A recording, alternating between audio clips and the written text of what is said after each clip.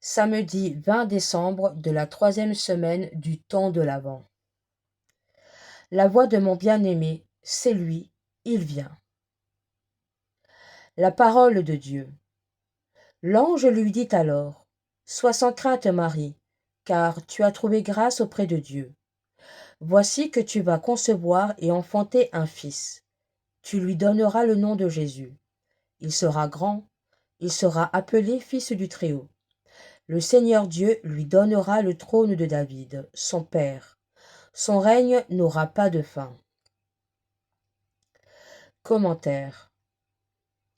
À quelques jours de Noël, nous entendons différentes annonces de naissances miraculeuses, et cette liste cumule évidemment avec l'Annonciation à Marie. Le tableau peint par Jean Hay représente cette scène de manière singulière. Marie, dans sa chambre, médite à genoux la parole de Dieu lorsque l'ange Gabriel apparaît, et de manière improbable au-dessus de son lit se trouve déjà un portrait, celui du Christ. Sont condensés dans la même scène l'Annonciation. La parole de Dieu est un portrait de Jésus adulte. Quel enseignement! Alors que Jésus n'est pas encore formé dans le sein de la Vierge, il est par la méditation de l'Écriture déjà existant dans son cœur. Marie semble déjà connaître les traits de son Fils en méditant l'Écriture. Son cœur semble déjà disponible à la venue de l'Archange. Il lui reste néanmoins à acquiescer librement au projet divin. Voici la servante du Seigneur, que tout m'advienne selon ta parole. Alors que nous fêterons bientôt Noël, entendons l'invitation de cette annonciation. Par sa parole, Jésus veut prendre chair en nous.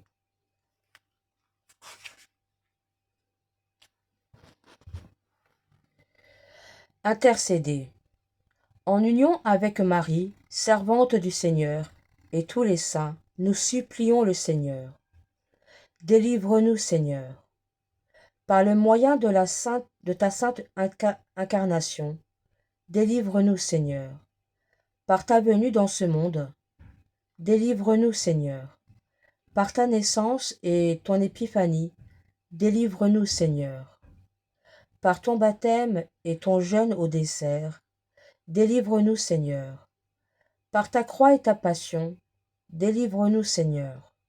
Par ta mort et ta mise au tombeau, délivre-nous, Seigneur. Par ta résurrection au séjour des morts, délivre-nous, Seigneur. Par ton admirable ascension, délivre-nous, Seigneur. Par la venue du Saint-Esprit consolateur, délivre-nous, Seigneur. Au jour du jugement, délivre-nous, Seigneur. Vivre l'Avent. Durant cette dernière semaine, la liturgie nous invite à une prise de conscience. La préparation de Noël est certes un temps de joie, mais aussi un appel à ouvrir un chemin d'humilité afin de simplifier nos vies, nos liens familiaux et professionnels. Après avoir aménagé la crèche qui accueillera l'enfant Jésus, disposons notre cœur pour qu'il puisse y déposer la joie de sa présence. Ô clé de David, ô spectre d'Israël, tu ouvres et nul ne fermera, tu fermes et nul n'ouvrira. Arrache les captifs aux ténèbres.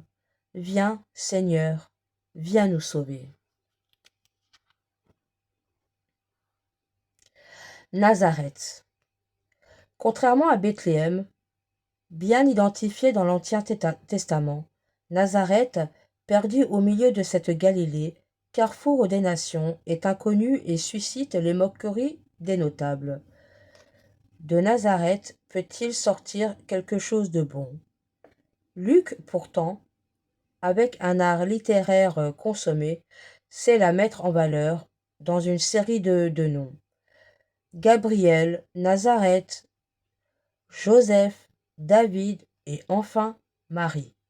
Il fallait bien un nom nouveau, une ville nouvelle, pour servir d'écrin à la nouveauté de l'Annonciation.